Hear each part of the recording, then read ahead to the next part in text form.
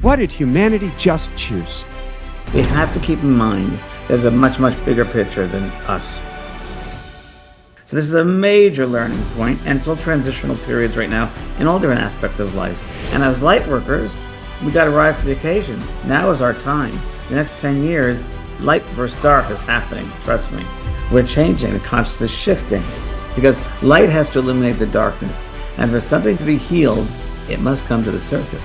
It must come to the surface and be recognized before it can be brought into the light. You are God. God creates. We're all creative beings. And when you pass over, that'll all be waiting for you on the other side. You can look and see what you created. And one of the biggest regrets when you pass over is,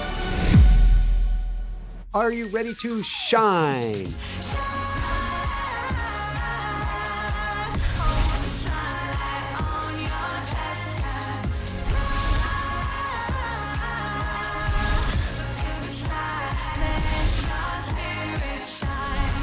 Shine bright. Woohoo!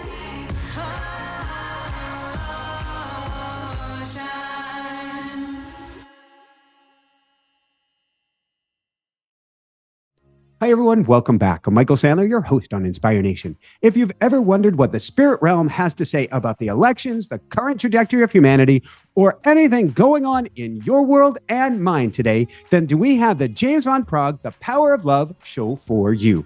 Today, I'll be talking with James Van Praagh, TV star, medium, the author of over 12 #1 New York Times best-selling books, including The Power of Love. And that's just what I want to talk with him about today, about what's going on Schoolroom Earth, what just happened, where we're headed individually and collectively. So welcome back to the show, James. Are you ready to shine? thank you very, very much. Nice to be here. Thank you so much for being here. And you're doing it at a really interesting time. So I cannot thank you enough, both individually and collectively. So before we dive right into things, we are just a week, actually less, past the election. And while this will not be an election show, what did humanity just choose? Well, it's a good one. And I did a blog yesterday about this myself because, we live in a school of duality, right? So we have to deal with things in a duality nature. So I think that we have to keep in mind there's a much, much bigger picture than us, right? And that we have to bring out the, if you will, the negative things, if we call it negative, arrogance, the greed, whatever it might be, that needs to come to the surface for all to see. And in my opinion, it hasn't been seen by everybody. People don't realize a lot of it is out there. And I think that it has to be displayed, it has to be illuminated. So the darkness has got to come to the light so people understand and get it. So I think that's part of it. I think, remember, we're all learning here. Every single one of us is learning. So this is a major learning point, and it's all transitional periods right now in all different aspects of life right now. So it's just another one. I do get a feeling, though, it's not over yet. It's not over yet at all. So I just know that's an ongoing thing. But I think it'll be a very dramatic next couple of months. I don't know how, when, or why, but I feel that. And I just think that people have to realize that don't get caught up in the negativity or, I wrote it in my blog, it's like a roller coaster ride. It's called Twists and Turns. And you don't know what's going to happen. And if you get on that ride, you can be scared, you can be upset and depressed and get frightened, or you can have a great time in the moment. So you can be happy and joyful, like excited and see what happens. But like life, there'll be an end. There'll be an end to it. And it's the moments that count. So don't put all of your investment in one thing, if you call it the elections, if you will, but see the bigger picture of learning for every single person. And if one does get upset, I always say, Michael, that everything in life, every situation we go through is an opportunity. It's an opportunity to see the bigger picture. It's an opportunity to see how our light, how our love, our God love, our light, whatever you want to call it, can illuminate others, can open up others, and not force it down their throats, but be that which you want in the world, that change. And it reinforces, and anything in our lives that happen, whether it's a family situation, a work situation, that is not resonating as truth with us, or maybe being negative if we want to judge it, then we have to go that extra mile to make it positive. We have to be the best we can. And as light workers, we got to rise to the occasion. Now is our time. The next 10 years, light versus dark is happening. Trust me. And it's going to be, we got to stand up and make sure that love is brought out. Love is, I see it as a powerful time for love to be initiated even more so. And let's start changing people's minds and hearts. Woohoo! So many directions I can go with it. But what sounds most, yes, we've got an hour to play. But what seems most interesting to me is because of the character foils, because of the balance or not balance, whatever we want to call it. And I don't judge anyone or anything. And it's not my place to say who or what you voted for. I love you. And it seems like not only do we get to step up to the plate, but it is because of this we will step up to the plate. And so love is actually going to go to a higher number. Love, not the soft kind of, I love you. But this, the power of this, is going to go to a much higher level, specifically because of what we all are going through right now. It's true. And yesterday I just happened to come across a poem which I thought, I'm going to save this on Michael's show tomorrow because it's really lovely. It was written in the 1970s. By Lawrence Frenhel, and it's called Pity the Nation. Pity the nation whose people are sheep and those whose herders mislead them. Pity the nation whose leaders are liars, whose sages are silence, and those bigots hunt the airwaves. Pity the nation that raises not its voice except to praise conquerors and acclaim the bully as hero and aims to rule the world with force and by torture. Pity the nation that knows no other language but its own, and no other culture but its own. Pity the nation whose breath is money and sleeps the sleep of the too well-fed. Pity the nation, oh, pity the people who allow their rights to erode and their freedoms to be washed away. My country, tears of thee, sweet land of liberty, written in 1970. And I'm going to apply that today as well. But I think it's a major time for our nation to grow. It's a growth period. And sometimes you got to see people will be forced to see things and change, to open up. So, okay, I want to go here and then I want to go to humanity shifting consciousness because I all see this interwoven as one. How do we go from that place of pity, which that is a powerful message, and at the same time, it can be a very disempowering message at a time where I know your whole mission is to get people back into their power, back into their heart space, back into their love, back into their greater creator self. How do we let go, no matter what side we're on? I put up the air quotes because to me, there are no sides on a round planet. I just think it's a great opportunity to step back, then see the big picture. As I often see, the best way to see things objectively, like when things are going on in your family or friends or people are working and getting together in this conflict of somehow, or you go to a holiday meeting with your family, dinner or whatever, and the old triggers start going off. You can fall into that, or you can step back and be objective and see the bigger picture. Oh, she's behaving that way. Okay, that's what's hitting her. That's him. Oh, I see how they interact. It's like a play. It's like a theater, which is what the earth is all about anyway. This is our soul school of theater here. And I think it's a great opportunity to step back and see things in a different direction. How am I going to handle this in a light way, in a loving way, that everybody's heard, everybody's acknowledged, but through love? And we have to start doing that. One of the things I've done, which I've done for many, many years now, far back as I remember, 5 years ago, and whenever I go, every single day, and I love this, and I really, really love this, that Spirit gave me this, I'm sure, obviously, that every day in our world, you have a student or a teacher. And it's up to each individual to recognize that and to learn or to feed, to share and also it's interesting, there's an old I think it's a Native American saying, maybe it's, I'm not sure, maybe it's an Eskimo saying, Iroquois, the wolf or the deer, which one you're going to feed. Same thing with our mind. Where are we going to put our power? I was at the dog park the other day with a girl who's a friend of mine, and she sat there and she's so angry and agitated. She was so, I couldn't even speak to her. I said, that's taking you over. You can't do that. You need to look at it for what it is. You're so much greater than that. It's a moment in time, but it's not overwhelming. It's not going to take you over. So let it just be what it's going to be. It'll play out. And I have to go back to, it's nothing to do with us. It's all divinely led. It's all divinely taught. We have to realize that we're not doing this alone. Humans do make, God never makes mistakes, but humans do. And we got to play out behaviors, if you will, but you don't get stuck in it. There's a bigger and higher perspective of it, which is like, I like to stay there. I went years ago. So I've attended a church, actually evangelical Christian church. I've attended temple and Hebrew school. And actually I went to Catholic high school and Hebrew this and Hebrew that, and then Native American church. And when I was going to the evangelical Christian church, I joined the choir. I wanted to sing. I'm And sure you're one day very I was, good too. Yeah. oh, thank you. I didn't get to sing on stage because one time the pastor pulled me aside and he said, let's talk. And I said, great. And I asked him a question about um, if God has a plan for us and we're human and therefore we can trip and fall, can we mess up God's plans? And he said, you're not ready for the choir. And he kicked me out. But I'm going to bring court of that similar question to you. If the universe has a plan and this is divinely orchestrated, but humanity can make mistakes, is this still part of the plan? Whatever that is. And I'm not saying one side or the other again, but are we still on plan even when it feels so off? Well, number one, let me go back to your choir situation. And my feeling on it, if you don't mind me just jumping in here with a feeling I get, because it happens to you, it happens to me, it happened to a lot of light workers.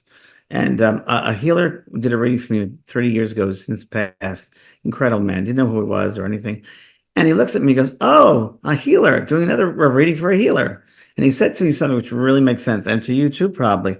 He said, you came back short in stature because your energy would overwhelm people and would intimidate them. And I think your connection with that choir leader, your energy intimidated that choir leader, especially when you're asking questions like that. Very, very much you intimidated them. And we do that a lot in life without even knowing that, wow, that's what's going on here. So I think that this is a soul school, of course, one of many, hard one. I can't say it's the hardest because it's such an immense galaxies and universes out there, but one of the hardest in the universe is, they say. And I do believe that. And remember, we have baby souls that come here and still trying to figure out, they think war is the way it should be and money is the way it should be. And then you have the postgraduate souls like light workers and healers, believing in compassion and love. And then you have those middle school souls who still trying to figure it out. But in this environment, because we have all those mixed levels of souls, it creates different uh, different situations in order for us, whatever level, to go within ourselves and see how we would handle that situation, how we relate to that person. And it kind of forces us in some strange way to go deep within, because that's all we have is ourselves, and question things. How is this going to manifest itself?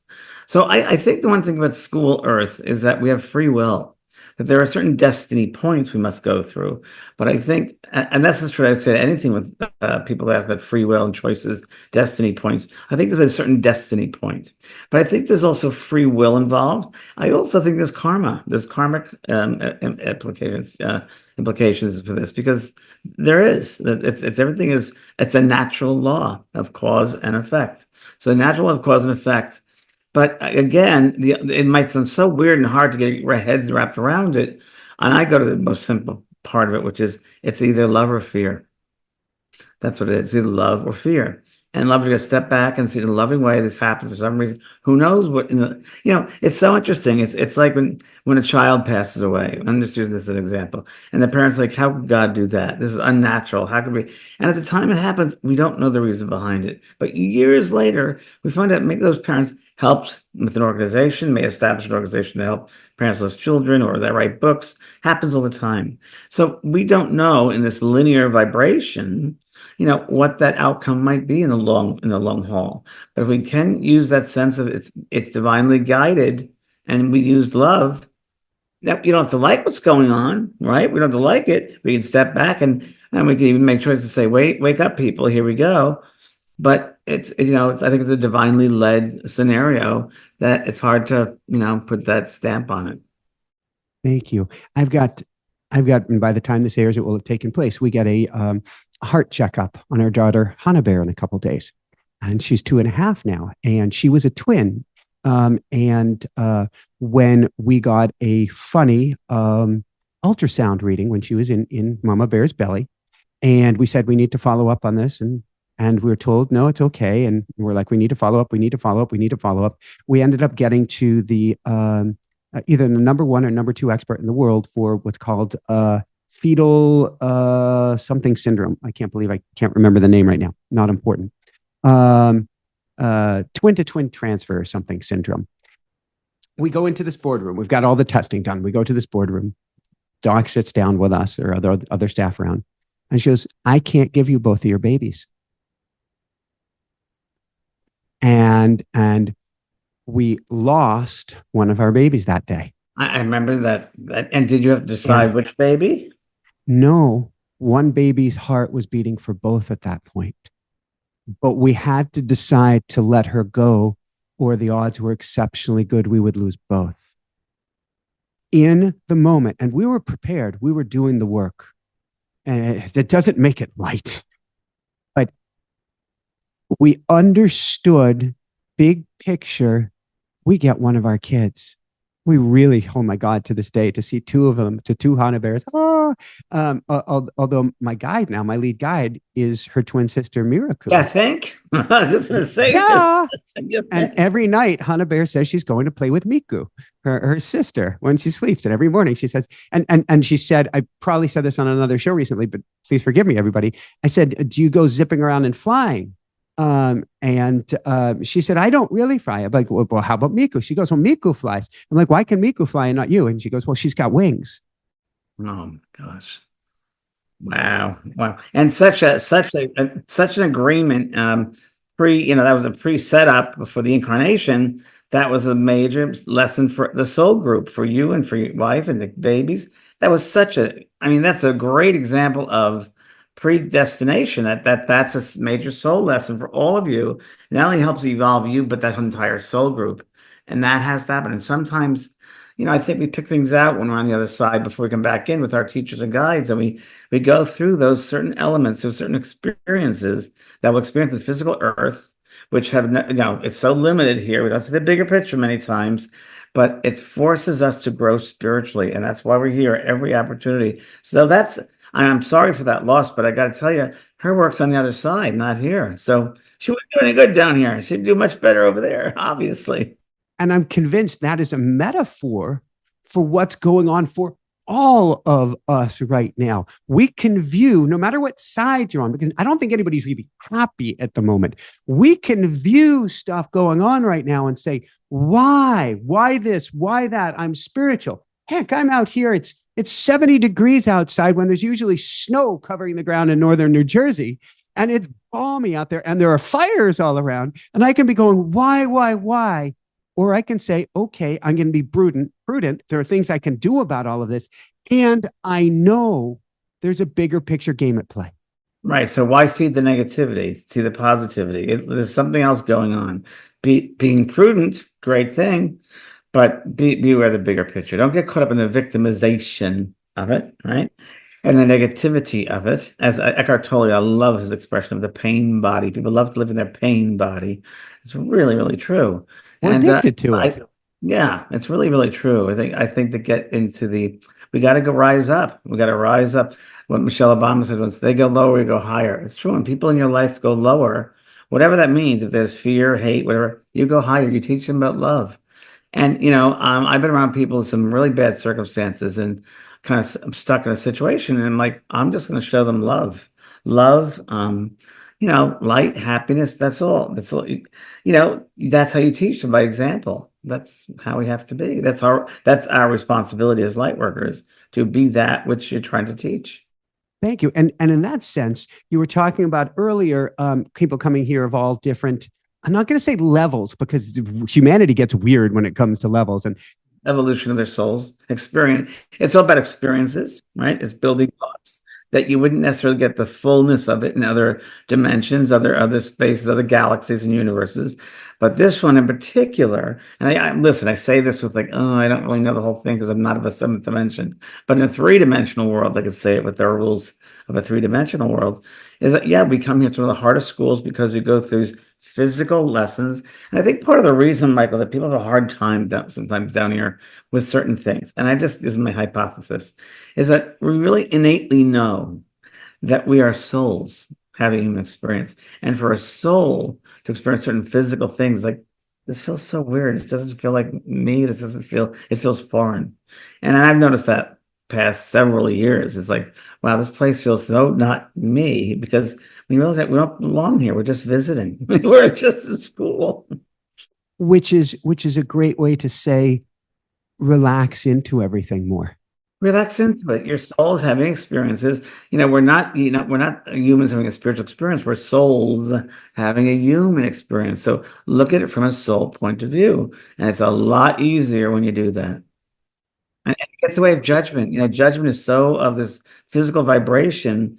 This three-dimensional judgment is fear-based, right? So, we judge others because we want to be better than. So we put someone else down or say something negative because we want to feel in control. So that's fear-based. So when you're in the spiritual dimensions outside of this three-dimensional world, there is no fear. There's only fear in this three-dimensional, in the human world. There's only love everywhere else. Love is all there is, but only fear here. So, what if we flip it? What if we say different people coming in with different soul evolutions, with different levels of experience, and there are people that we think are completely out of their minds? And what if we say this is an opportunity to bring love? This is an opportunity to bring massive quantities of love, even or especially if I don't understand it and I don't understand their point of view, and it just blows my mind. I will send and be a beacon of so much crazy love right now. I do the same exact thing. I'll say, and I go back to my Catholic upbringing. God bless them. May God bless them. God bless them. God bless them, because they don't understand. There was a story with my brother years ago, he wouldn't ever pay for a dinner or a lunch in 35 years. I'm like, what? I'd go visit him in New York. And I'm like, so my friend Kelly White came with me to lunch to visit my brother. And I said, watch, we'll see what happens. Sure enough, he goes, oh, I got to do it. We got to go back to work. Didn't pay a thing.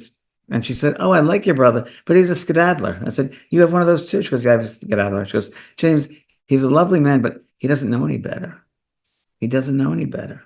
And that's really true what it is. So we can't have, and this is one lesson I had to learn. One of my lessons I had to learn is you cannot have unrealistic expectations of others, because all they know is what they know. They don't know any better. They have no understanding of it. And we got to realize that and have empathy for them, when that happens. And a friend of mine said once about a situation, he goes, oh, he saw these people, and he goes, yeah, I feel really sorry for them because they don't have the awareness.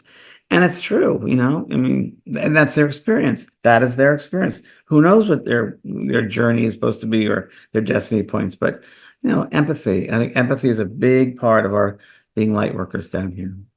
And it's so huge. What you think may be right or best for them actually may be completely wrong, because you're not here inside of them, and you cannot be. And I love talking about simultaneous realities, parallel realities, multiverses. You don't know what the universe is. You have a meeting point, but you don't know the totality of their experience or their multiverse. Exactly right. Exactly right. So you got to use love, and love is the only force there is in all the galaxies and universes that exist. The one energy they speak about, which they've told me over these many years, is love. That element, that energy of love. God, let's say God is love, love is God.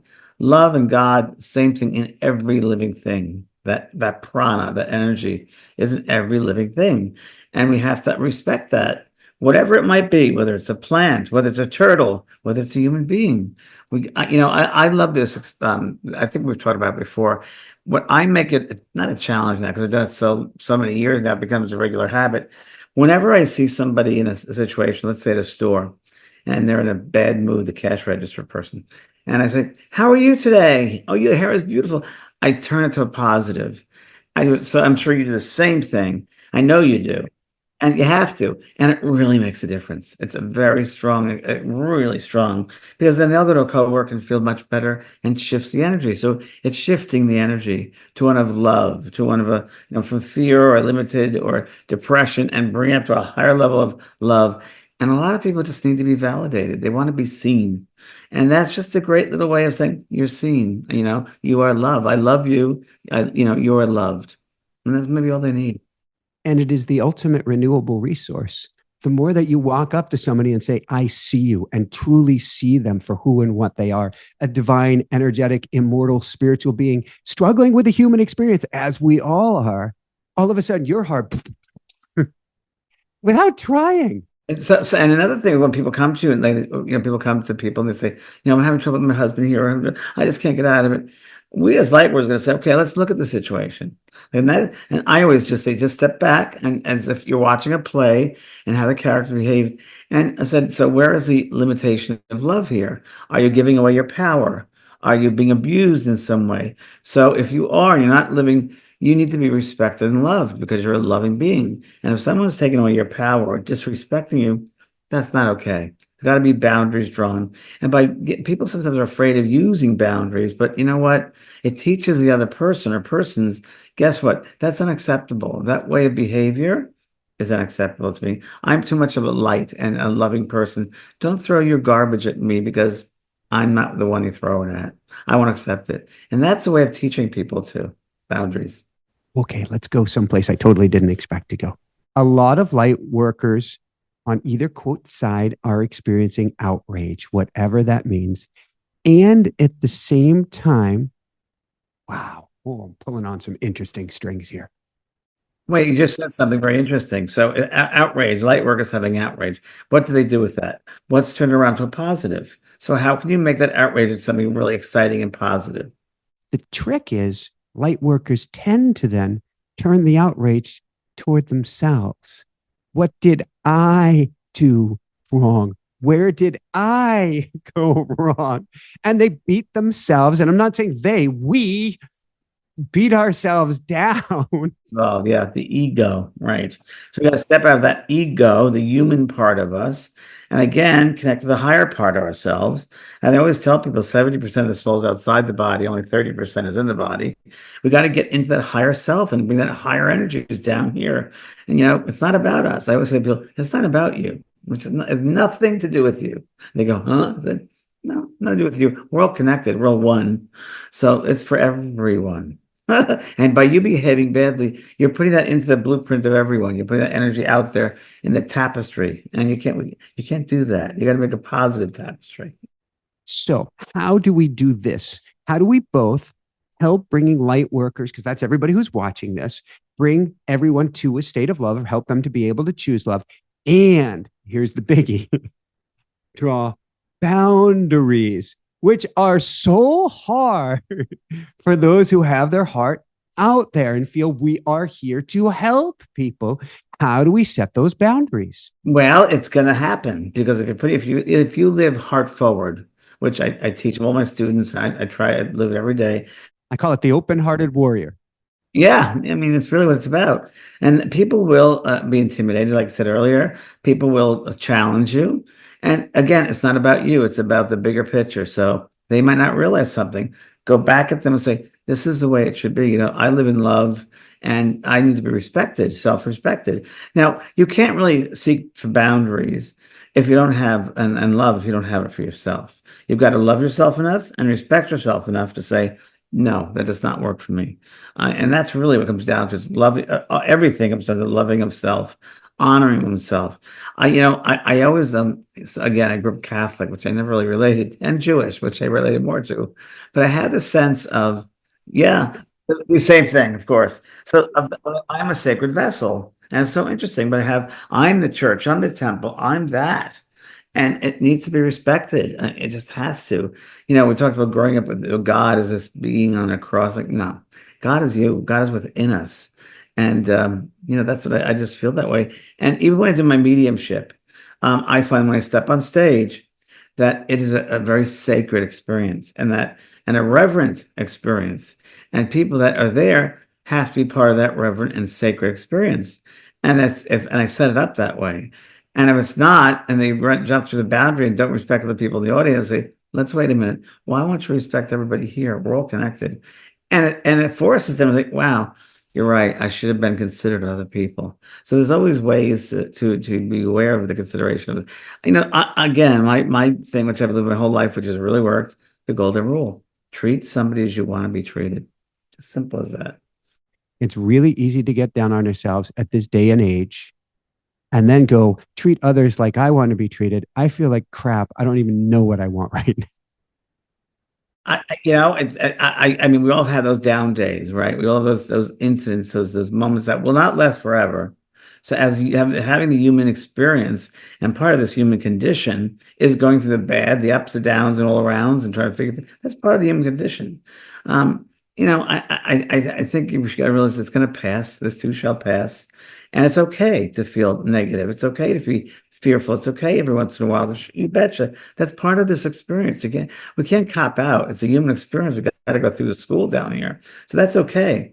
But the source of it, the bottom line is that what are you really made from and made of? You're made of love. You are made of that light. And there are moments where you don't want to feel like doing that, but it's kind of who you are. And I think that's come very naturally. And I think it works really, really well when someone has a sense of themselves, when they love themselves. Again, they love themselves enough that they feel, I could be in a really shitty mood one day, but I still know I love myself, but I'm having a human experience and I have frustration. That's okay. But it doesn't define me. It's just an experience. It doesn't define me. So that's a little bit of the difference there. What does the higher self say about all this stuff that's going on right now? That we've chosen to come back in a human form, and that the human vibration, the school for the soul, is really a sense of it's building blocks. It's things in simplistic terms, things you should do and things you should not do. It teaches us how to behave, how to not behave, how to treat one another, involve ourselves in this or that. What feeds our soul? Really, what feeds our soul? Will it be love or will it be hate? Will it be love or will it be fear? That's really what it comes down to. What feeds our soul? And our higher self is always trying to see the bigger picture and that everything's made from love. The human experience down here, when we're down in this three-dimensional world, it's hard for many people because they forget their origin, which is of spirit. They live the full human, and the human wants a right away. They want an answer right away. Fast, fast, fast. It doesn't happen that way. But as humans, they want an answer right away. It doesn't work that way. Sometimes you got to live things out in order to understand them. And that gets to a whole. Well, I really do want to understand about the human evolution. But one of the challenges I see lately with, and we're talking shop, I'm not saying, tell me about the whole future. There is such a movement lately. It's an interesting movement to just focus on a channeler's message. Okay, so there you go. Let's talk about that, shall we? Come on, talk about that. Yes, you're gonna get me riled up now. Okay. So, I feel with my job as a spiritual medium for the past 40 years that I definitely was a pioneer in the movement and to help change the consciousness through mediumship. I did a show yesterday for TED something, and I said I was on Larry King, and people were like, huh, what, who's Larry King? Oh my God. But when I started in my work, I sat in what's called development for 7 years in the quiet. And what that does is you sit with getting aware of your own soul self, my soul power. It's a lovely expression a friend of mine shared with me and said, my soul and I. And I think that we have to start having a sense of going within, having that relationship with self. And I see people out there on TV and all over mediums, channels, who just do it for publicity or popularity or a TV show. It's like, what? Well, the information given is crap. There's no evidential information. There's no sense of personality. And it's a cheap way out. It's not fully cooked. And they just want to they're doing it for all the wrong intentions. And I think everything in life, no matter what it might be, it's the intention behind it. Even thoughts. Thoughts are the intention behind the thought is what's important. And when we pass over to the other side, the other dimension, you'll see all of the intentions of your thoughts. They'll be waiting for you when you pass over. So to me, it's a really sad thing to see that people are out there doing mediumship or channeling, and there are, of course, some legitimate people doing it, of course. But certain people are out there right now. I think the majority just want to be famous, want to be known. It's the in thing. And like, wow, it's so different. And I did the TV show Ghost Whisperer years ago. I've created that, and the producers wanted to put fear throughout the whole show because fear sells. And I said to CBS, I can't do that. I will not have my name on something with fear. I said, now, I understand you need to get viewers. I get it. And spirit, and I asked the spirit world, why would you do this? Like, why would you go ahead and put fear? I think, James, the bigger picture is people will question life after death. And that's the reason why. And so I said to CBS, I said, listen, I'll be more than happy to do the fear thing to get the people in the tent. But at the end of every episode, there's got to be healing. There's got to be a raising up of consciousness, a vibration, because this is very, very true of all TV shows and movies. It's an energy, and it's what you're putting out to the universes. So if you're going to end this show with fear and all that stuff goes out into the universes. And I believe that. And I believe that even, if you want to call them gun, people that shoot people with the guns and mass shootings and things like that. I think a lot of that's impeded, that influenced, if you will, on some level by what's out in the ethers. And it can be a very sensitive, vulnerable individual who will feel or pick up this fear, this negative, this, gun violence thing, and they channel that and they end up shooting people. I do believe there's a responsibility for what we think, we put out the universe. And I think that's the first step for a lot of people to realize that their thoughts are things and it'll affect everybody. Well, the trick is, if I put out a show if I put the show, all we need is love. All we need is love. And I put that on the title. Do you know how many people are going to watch that show? Zero. If I put out a show, James Von Praagh, warning. Do you know how many people are going to watch it? It's going to have a lot of zeros at the end of it, because everybody is drinking. Not everybody, but we are in this physical meat suit where we are driven by this fight or flight mechanism until we're not. But even then, let's be honest, it's still in there. We've been programmed that way since we were 6 or 7 years of age, trying to have to get an A in school to please that person or get love. So it's a fear-based programming, and that stays with us. And marketers, and they use that. They use fear to get people's attention. No doubt about it. I mean, I was watching a show last night. I was just folding my laundry. I was watching a show on Nostradamus on the History Channel. I can't tell you how many, times I heard, it will be the end of the world. Wait and see. It's like, oh my God. And then music behind it was like so dramatic. Like, this is awful. And that, not only on a direct level, but subconsciously, what that gets involved in people, the fear hits them at a subconscious level as well. So it's not a good thing. And it's a creative energy, meaning you create with fear. Certainly you create with wherever you place your attention and awareness. You are God. God creates. We're all creative beings, and you will create negativity. And when you pass over, that'll all be waiting for you on the other side. You can look and see what you created. And one of the biggest regrets when you pass over is, I find, resentment, regrets of not doing something, resentment. Oh, if only I knew then what I, know now, I wouldn't have chosen that. I would have chosen the level of fear. Oh, why did I do it to myself? Oh, I should love myself more. So you and I are here, as many other light workers, to remind people who they are, that they're not sheep, that they're not sleepwalkers, that they're God, they are that light. But part of that is having faith, taking a chance, stepping into the unknown, and believing yourself in such a way that no matter what happens, you'll be okay. Thank you. When you channel with the other side, are the messages on the other side ever influenced by what's going on in Earth School? For instance, have they changed in recent years? As I would say, the energy feels more full, or if we're honest, freaky tiki right here in Schoolroom Earth. Have the messages changed? They're like, hey, calm down, it's going to be all right. I think you should do a book with these little sayings you have, like freaky tiki and baba mama baba. What was it? I mean, it's fabulous. So that's a very good question. Excellent question. And I'm going to tell you this. I get a massage every week, once a week. And it's really, I need that for grounding for me. And I've done that for like 25 years, because being a double earth sign, I need that grounding in my compact body. And as I'm getting older, it helps more. But it's funny, I found that when I do that, I relax. I'm connected completely with spirit, aware of spirit coming to me. I've had more connections in the spirit world. And last couple of weeks, I had some really strong ones, also because of the time of the year, the veil is very thin.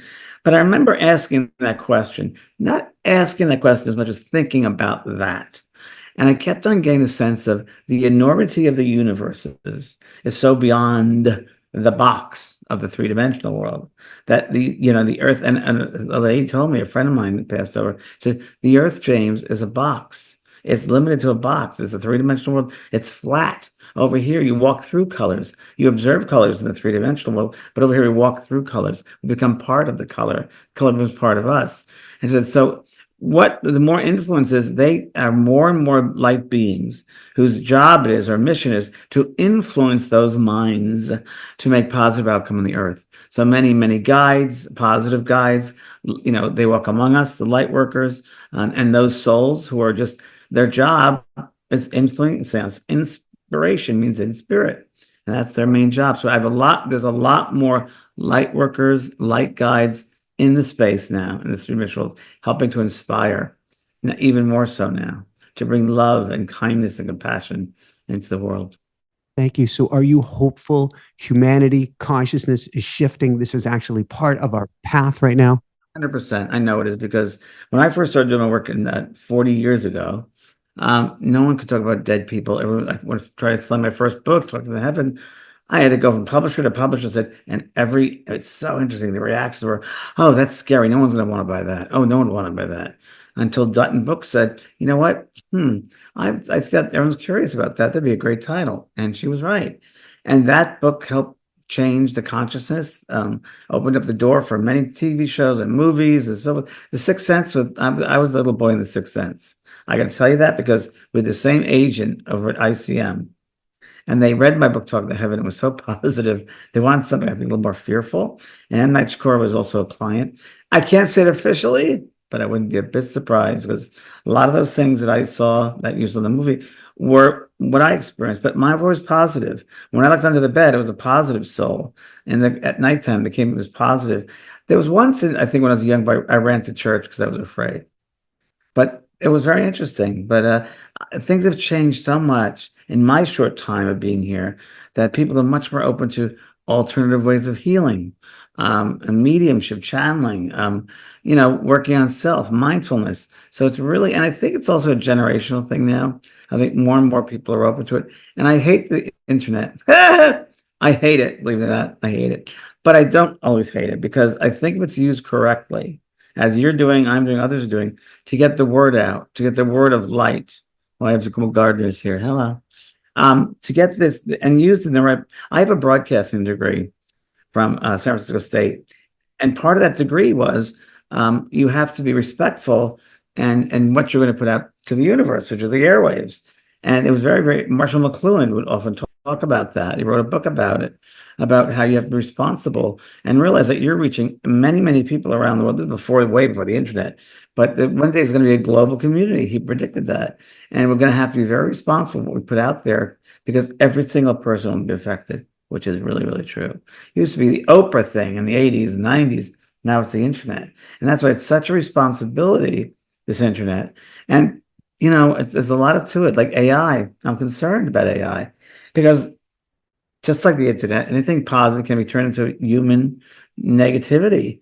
And there's got to be a sense, and it could be bad. It could take away the divinity of humans, the creative form of the human, the creative art. I had this thing yesterday with these talks, someone doing a talk about AI, empathic AI. I'm like, empathic AI? I don't understand what that means. But we got to be very, very responsible. I don't think in AI terms, I just don't think we're there yet. I think they're pushing that technical greed, money, the whole thing, but they don't have the sense of the human in there. When you take away the human aspect, that divinity, you're taking away God, that godlight, if you will. So it worries me. It concerns me. Since everything is energy and everything is broadcasting, I've been putting all of my classes, all of my teachings, all of my everything into PDFs, meaning one file that holds all teachings from school, one file that holds all teachings on my YouTube live events, one file that holds, and then I'm actually bringing it to AI, training AI with it, and saying, AI, can you help me come up with the best teachings to help shift consciousness? And using it for something as if it is an assistant light worker on the journey. It's only as good as the people that programmed it. All right. So it's good. But if they're light workers that program it, great. That's used in a positive way. And that's the way it should be. A responsible way to help people. I am very bullish for the future. And I'm bullish for the same reasons that you are. The language is changing. The kids are changing. The experiences are changing. And so if we look, and I call this, no matter what side, again, no sides on a round planet, and I can't find anybody out there who says, well, this leader or that leader is exactly what I'm looking for because the system's broken, because it's going away to allow something else in. And at the same time, our heart can't be swept back under the carpet. Our light can't be swept back under the carpet. We are not going to unlearn any of the goodness that is coming out at this time. That's correct. And we got to amplify it now. Now's the time to amplify the goodness and the heart space. No doubt about it. Yeah. And it's all evolution. It's all everything. The constant we have, the biggest constant we have is change. That's what we constantly have is change. Now, for years that maybe I'm just old and I'm just like getting this whole because I know as you get older, you think, oh, the world's the same. But I asked a friend last night, I said, what do you think? She goes, oh, no, no, no. It's changed. We're getting older, but it's changed. And a lot of changes that have happened in these generations, like baby boomer generation. Wow, it's really much more. Well, I guess electricity was a good one, but really pretty amazing. Would you say more evolved souls or more experienced souls, Yep. more light worker souls are Yep. coming to this planet right now? Yes, very much so. That's what, as I said earlier, more light workers, more evolved beings to perhaps balance it out, to bring in that heightened sense of truth. So without going to a place of fear, and so we're gonna thread. You get to be the needle again. At the beginning, you said, I don't think you used word battle. I don't know if it was push or pull. I'm going to have to go back and replay it, but you talked about this duality of light and dark And opportunities. and Oppor- opportunities. yeah, yeah. Are we shifting? Are we going from balanced light or dark or more dark and then to the light? How is this shift or change taking place? And before you answer that, now my kitty, Sir Meowsers, who I must say just got a miracle medical report today, but Wait, he is what's the name of your kitty? Sir Meowsers. Yeah, so you got to I say write that about he's, all these little lovely labels and names. I say he's been knighted. And hold on, Sir Meowsers is wanting in. No problem. We did. You got your miracle here. You want to say hi to Dave? That's great. You Oh, want to say hi? great. Mwah. All right, there you go. All black? He actually, when we got him, he had a bunch more gray. And then when we started feeding him healthy, and I got him, I was sitting in meditation on Maui out in front of our house years ago. Bliss, meditation, eyes closed. Your Kitty bliss. comes, sits in my lap. I start petting him. He bites me. I said it was love at first bite. It's true. It's funny. That's So tell us more about this pull between light and dark and our evolution and where we're going and what this all means. It's an evolution. So I said, as earlier, I said, the concept of change. We're changing. The consciousness is shifting. And it might not shift like, oh, here we go, we're moving. No, it has to, we got to go through what appears as a human to be upset, negative things, and even stuff we call hatred or bad speech, that has its place because it'll force others to say, that's not the right thing to say. So it'll force us that mindset of, no, you got to use love. So maybe we need to have extremes of that in order to get to the other extreme. And that's how I look at it. Because light has to illuminate the darkness. And for something to be healed, it must come to the surface. It must come to the surface and be recognized before it can be brought into the light. I'm not lazy. That's not usually some term that people would use with me. It's lazy. But I did come up with a mantra after my first near-death experience. May I have all my lessons, universe, kind, gentle, easy, good. Kind, gentle, easy, good. Kind, and I am listening. Is there a way humanity can evolve, can shift, can grow, can go from what people call 3D to 5D? I joke there's 7D mangos that come from, it's a dried mangoes you can buy at Costco. So 3D, 5D, 7D. But are we shifting, or can we shift without needing to learn from pain or fear or discomfort? Can we get to that level where it doesn't have to be an apparent poop show for us to learn and grow? The body, we get to that level, right? But I think we're in a physical vibration, we're in a meat suit. So we have to go through what's natural in the meat suit land, right? And that is part of it. But your perspective can change because you can bring yourself to a higher space of reality, and you can bring yourself in a space of a seventh dimension, sixth dimension, fifth dimension. You can do that through meditation, through all different ways of doing that. And sitting in the quiet, for God's sake, for mindfulness. But I like sitting in the quiet because in the quiet, and it's just sitting in a room by yourself. If you want to work on your breath for the first couple of minutes, you can. Inhale through the nose, exhale through the mouth. And it's a very passive meditation. But I tell all my development students this because you're sitting with your soul power, and the silence is very loud. Sitting in that stillness and becoming more and more aware of those higher levels around you.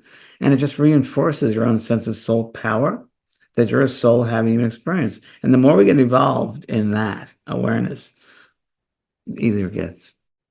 Do you remember the Matrix movies? Of course, I love them. Okay. So last Matrix movie, before Neo goes off to the computer city, robot city. I can't remember the name. Everybody's going to be putting it in the chat to that city. He says, "I'm sorry, everyone," and goes off by himself. And then he comes back and he said, "I had to be sure. I'm sorry that I went away, but I had to be sure." This past week, Jessica actually came to me yesterday and she's like, "Are you okay? Are you upset?" I'm like, "What do you mean?" She goes, "You just keep on. I keep seeing you with your eyes closed. I keep just seeing you sitting with your eyes closed. And I don't know if you're trying to ground because something's really bothering you or what." And I'm like, "No, I get to check in even more during this time. It's even more important. So I'm just checking in and checking in again and again and again. And it means the opposite of something wrong. I'm going to where everything's right now." It's exactly the right thing to do. Exactly the right thing to do. Yeah, that's exactly right. You're doing the right thing. What else would you have people do at this time? Find things about themselves that they love. What are they passionate about? So I decided recently, yesterday, when I was getting my massage, it came through again. That this is very interesting. A lady came to me and she said, "You're in a box down there." And she goes, "Over here, we have different colors. In your world, you see them as flat, but in this world, we walk through the colors and they become part of us and we honor them. Every blade of grass gives us a little sound, like, and every blade of grass is in harmony with one another." And it was so lovely. And I got the sense of do something passionate you love. And I thought, oh, yeah, I'm going to start painting again. So I put an easel in my office and I went and bought paints and I'm going to do oil paints I've never used before. So it's exciting, right? And just try that. Something you're passionate about. If life ended tomorrow, what would have been that you wanted to do that you never accomplished? Okay. So when you're passionate about something, you love it. That brings more love into your awareness and your own atmosphere. And like attracts like. You'll attract people in that loving energy. And it's also you're giving it out to the universe. So it's all good. And don't get caught up in the everyday mishigas because there's too much of that. You want to put your mind to higher levels of awareness, of being, of seeing yourself in those higher levels. Who are you in the higher forms of being? Who are you? What's the core of your being? And I think that's the best way to do it. Self-love is the answer. I remember, so I was, you may not believe this, but I was bullied a little bit growing up. Um, and I guess, yeah, one of the cooler things people said was get lost. And that's actually a safe comment because then you're not going to get a beating. But maybe we all get to get lost right now. Do something where we're so passionate about that we lose track of time because that is in that higher frequency. That it is in the room of the higher vibration, the singing of the blade of grass. What's more real than time is everything. You are part of all of it, and it's that ignite that passion within, and your soul's voice will speak out. And that's what it's about. And in times of depression or down, do something positive, do something light. I love. We talked about this earlier before the show. I just cleaning. I love to clean. If I feel well, I need to organize stuff. I feel so much better afterwards. And that's it, the way it is. I just do something you really love and you get passionate. My mom asked me, I think it was my mom. Yeah, I think it was my mom who asked me. It might have been my sister who said, I don't understand. Dad bought this X, Y, or thing. Or maybe it was my mom. Dad bought this X, Y, or Z thing. And he spent more time, rather than assembling it, he spent more time putting together the manual on it and printing out all the pages. That's where he finds joy and grounding. That's his mind works, that tactical mind. He got love out of that. He was passionate about it. If you anything in life, you're passionate. Everything, I think you shouldn't just exist in life. I think if you're in a job just existing it, no, do something passionate. So find the passion within yourself, things that you would love that would ignite your heart, and do that. Find that. Is that more important than ever, particularly as I can hear some people saying, but I had a coaching client who said this years ago, things are so bad, I can't possibly think about myself or what I like right now. Maybe it's the reverse. Maybe exactly. Maybe it's an opportunity to go within and have a great time learning new things. Okay, it's delving into the art. They call it the art of discovery, and it's delving into those things we haven't yet seen or understood or put together yet. So it's exciting to learn. It's exciting. Every day should be exciting. you're going to learn something new every day. What have you learned this year? And then I want to go for where people can find your work. What has excited you most, or what have you learned this year that you're surprised by or shocked by? Versatile, I guess you would say. I'm very versatile. Resilience? Resilient. There you go. Resilience. Yeah, that's it. Resilient. I was ready to move out of my house, and I was getting everything packed up. And then a friend of mine had terminal cancer. So I got rid of all my furniture. I gave it to a neighbor who needed all my furniture. I just gave it to her. Bought new furniture for my friend. Got all of his things in the house. So he'd have a place to feel he's okay to go and feel familiar. And I was like, wow, it takes a lot. And but I'm fine. It's resilience, and I treat someone like I want to be treated, and I think that really is taught me about that resilience. That, and people say, "Are you okay?" I'm like, "Yeah, I can do this. Oh yeah, that's fine." I think people think more of it than I do, because to me, we can do it. It would have been presented to me. I was already moved out, and now I can't. Just the opposite, and that's okay. It's that versatility. And as humans, we have to kind of be in a way versatile, because or being what's the word you use? Resilient. Resilient. Thank you. Because we have to, because we're always going to have what we call challenges in this experience, in the human experience. But we got to be resilient, because we're never going to die. We're eternal. We can get through it. We will get through it. Trust me. Woohoo! All right. Where can people go to find your work, to find your podcast, to find everything you have, James? Okay. My main website is vanpraagh.com, VANPRAAGH.com. It's a general website. It tells you where I'm going to be and things like that. And then my school page, which is, I'm working really hard with that. Just came up with a new tarot card course, which is phenomenal, and Mediumship 3, which is I think like 10 people, and I work with them personally to develop. And that's the JVP School of Mystical Arts.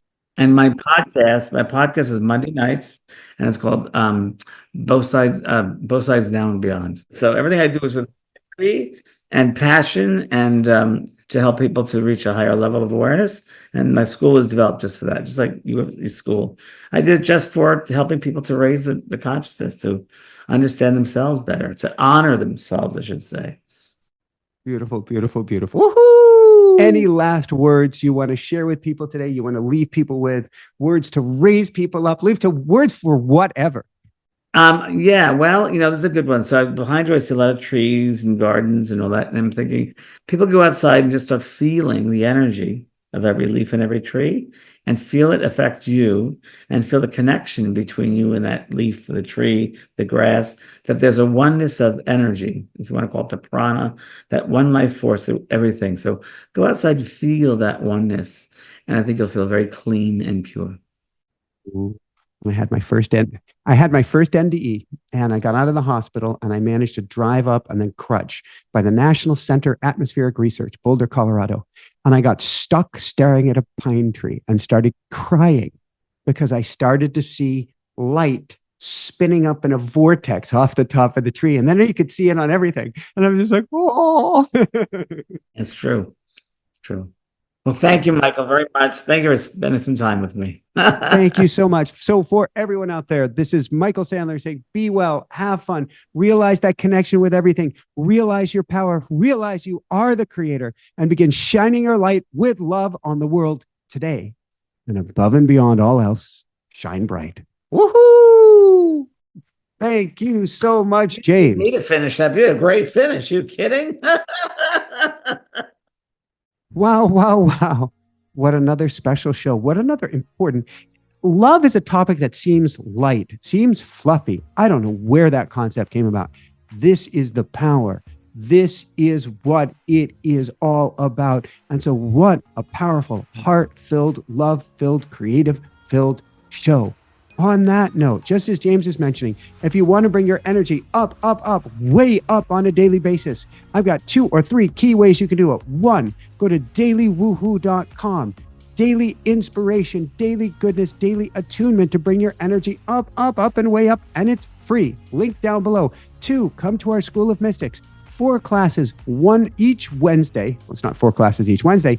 It's 4 classes a month each Wednesday, 4 Wednesdays a month, plus a clearing every month where you get with like-minded individuals. We come together as one to shift our energy to a higher level to help you vibrating and living at the level of the mystic or at the level up here, no matter what's going on. And 3, learn automatic writing, a process. Oh yeah, link down below. Learn automatic writing, a process where you can channel, where you can hear from your angels and guides, and most importantly, not just your loved ones on the other side, but from your higher self for the highest level guidance. That's automaticwriting.com. That's that link down below. Here's the link. Where? Here. Somewhere is the link to the next amazing show right off on the side. I love you so much. Keep on shining bright. Woohoo! How does it get any better than this? Lots of love.